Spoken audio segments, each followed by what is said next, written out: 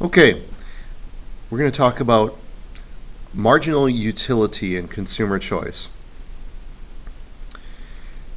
This helps us to understand decisions that consumers will make when they're faced with choices. Now recall that a rational person, a rational company, a rational government, any rational player will try to maximize their benefits and minimize their costs. This goes all the way back to the cost-benefit principle from Chapter 1 in our course back in September. And we looked at, for example, the space shuttle problem. The space shuttle problem in Chapter 1 was an example that helped us to understand the pitfalls of consumer decision-making, of economic decision-making. Recall, now that one was intended to help us to understand the pitfall that people fall into to look at average costs and average benefits instead of marginal costs and marginal benefits. We always want to be looking at the costs and benefits incurred when you make that next decision. And so that was somewhat easy to understand because we were able to measure the costs and benefits in money, in dollars. And if launching that next shuttle earned you more profit in dollars than it cost you in launching it, then of course you launch the next space shuttle. That's pretty easy to understand. However, when it comes down to you making a decision as a consumer, money is not necessarily going to help us to completely understand your rational choice. Because think about it.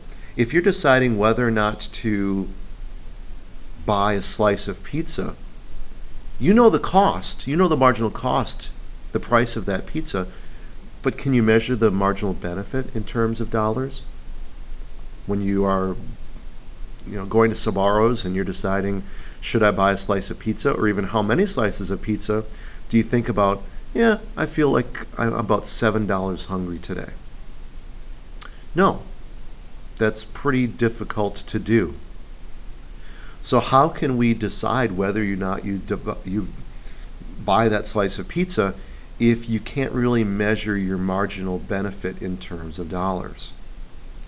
Well, economists have attempted to solve this dilemma by creating a hypothetical measurement of usefulness, of benefit, of utility. And they call it a util, U-T-I-L. So in this lesson, we're going to be looking at marginal benefit measuring in terms of utils, since price, dollar amount doesn't really help us out. Okay? Now, our next point is you're going to keep buying something as long as, again, the marginal benefit is greater than the marginal cost. In this table here, we are looking at the number of, instead of slices of pizza, this book says T-bone steaks. And then we have total utility in the second column and marginal utility in the third column. Now, of course, as you consume more steak, the total benefit you get as you eat more steak increases. Okay? Now, the third column, we have the marginal utility, and that's the important thing for our decision making. How much additional utility do you get? How much additional usefulness do you get out of that next steak?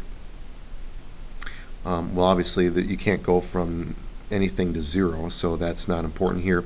When you consume the first T-bone steak, your total utility goes from 0 to 35. Obviously, how much extra utility did you get by consuming that first steak? Well, it went from 0 to 35. So your marginal utility, of course, is 35. The second steak, your total utility went from 35 to 60. How much additional utility did you get? Well, 60 minus 35 is 25.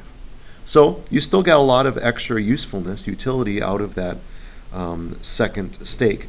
However, notice that it wasn't as much as you got out of the first steak. That should make sense. When you are starving, which steak, which burrito, which slice of pizza is the tastiest, the most useful? It's that first one. The second one might be great, but not as great as the first one. And so as this person continues to consume more steak, they get more and more usefulness, but notice that the extra utility, the marginal utility, is dropping. And finally, when you get to the fifth steak, there was no additional utility from that fifth steak. You were no better off. So the marginal utility is 0. You're getting pretty full. And they take it so far as to say when you consume the sixth steak, your total utility falls from 80 to 78. Your marginal utility for that sixth steak was -2. At that point, you were so full that you are now feeling sick. And it was a really, really poor choice to eat that sixth steak. It is actually now cut into your total enjoyment of the meal. Okay? So this is called the law of diminishing marginal utility. And it makes a whole lot of sense because, of course, the more and more of something you consume, whether it's food or buying pairs of jeans or video games, the additional usefulness you get out of that next unit is going to be a little bit less, or perhaps a lot less at some point than the previous one. Okay?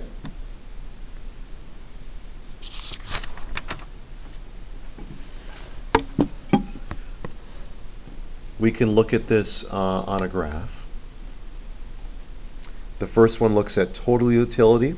So this was as you increase your consumption of steak, what happens to the total utility. And up until that fifth steak, you're actually increasing the total utility. After the fifth steak, notice that the curve actually starts to fall because by stuffing yourself with more steak, you're actually hurting yourself. The bottom panel, panel B, looks at marginal utility. It's at its highest point at that first steak. You get the most extra marginal utility at that first steak, and each additional one, you actually, even though your total utility is increasing, the extra benefit is decreasing, and at that sixth state again, you're actually going into negative marginal utility.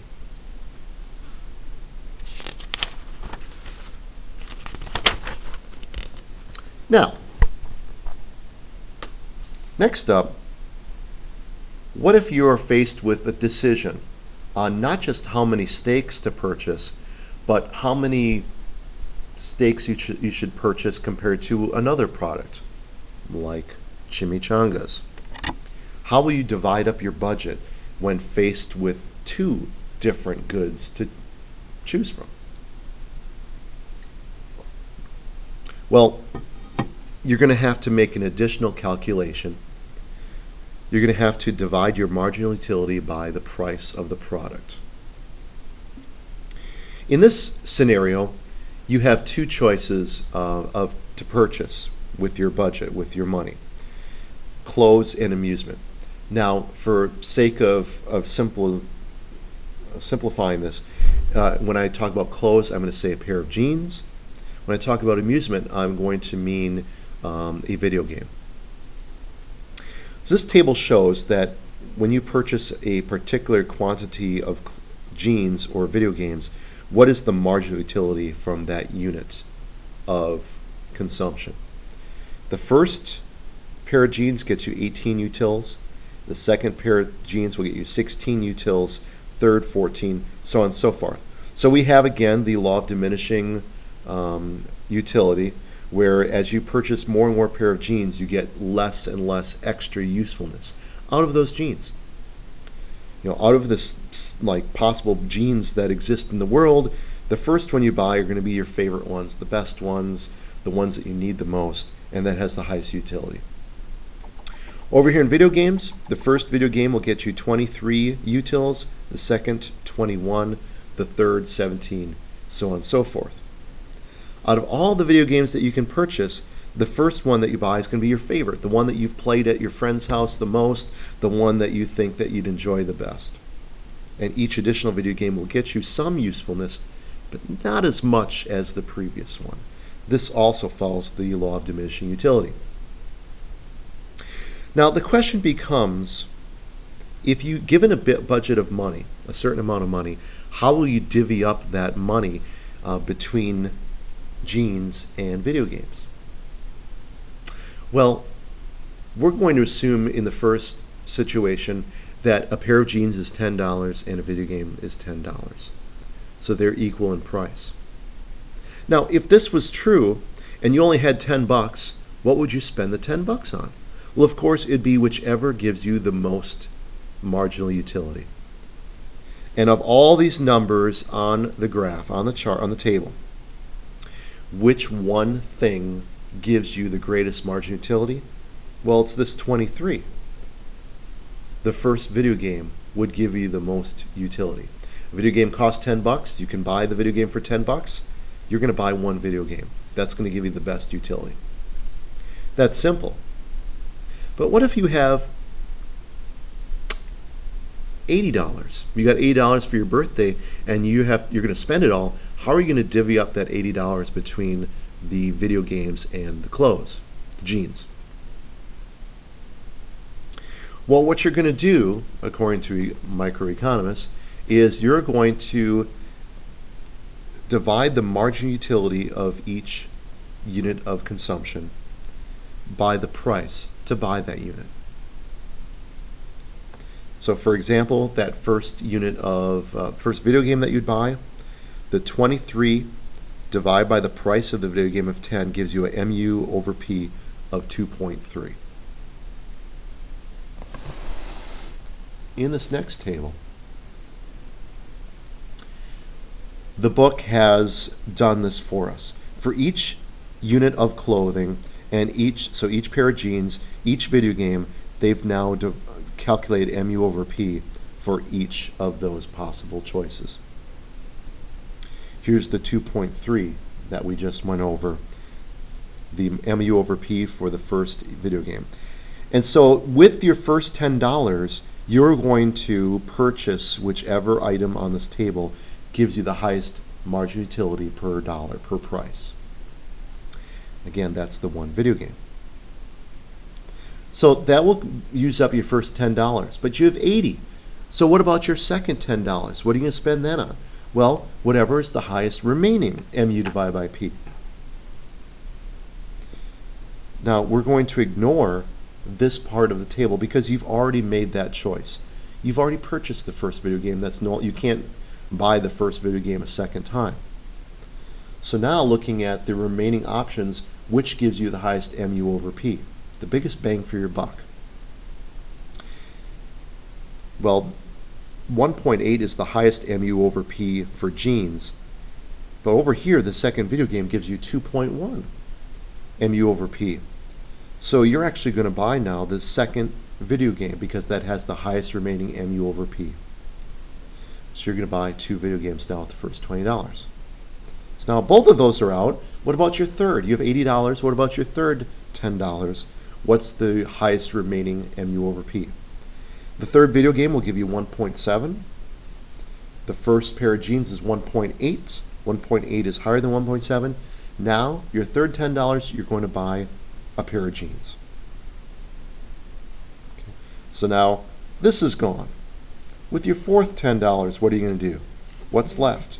Well, your second pair of jeans is 1.6. The third video game is 1.7. 1.7 is greater than 1.6. Now, with your fourth $10, you're going to buy the third video game. So, we are now right here in this explanation. 1.7 utils per dollar for the third video game. And you can see what will be done with your fifth $10 and your sixth $10. So you are buying what's the best bang for your buck remaining on the table. At this point, you've purchased 4 video games after $60 spent and 2 pairs of jeans. You have 20 bucks left.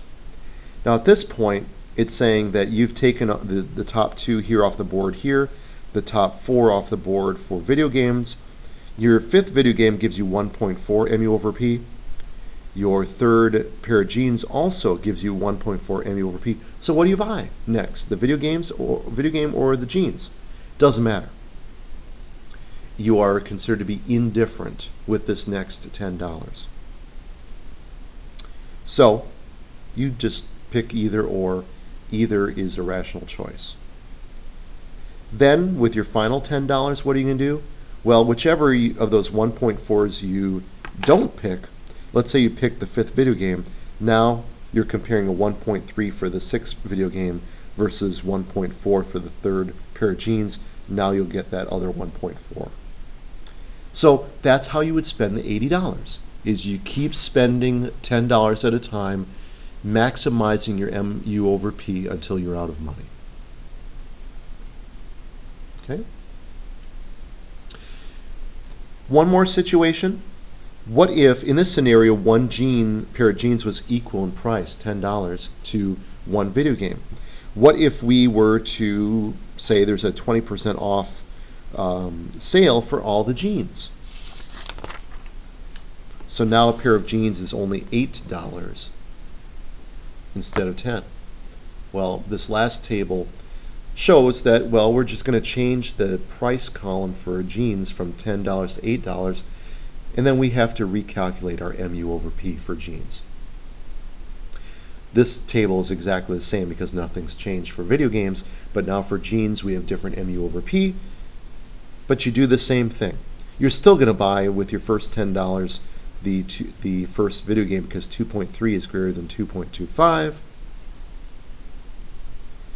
However, your second $10, you're going to make a different choice than in the last situation, because the 2.25 for the first pair of jeans is now higher than the 2.1 MU over P for the second video games. So when the price changes, it's simply going to change the MU over P, and you're going to make different decisions with each $10.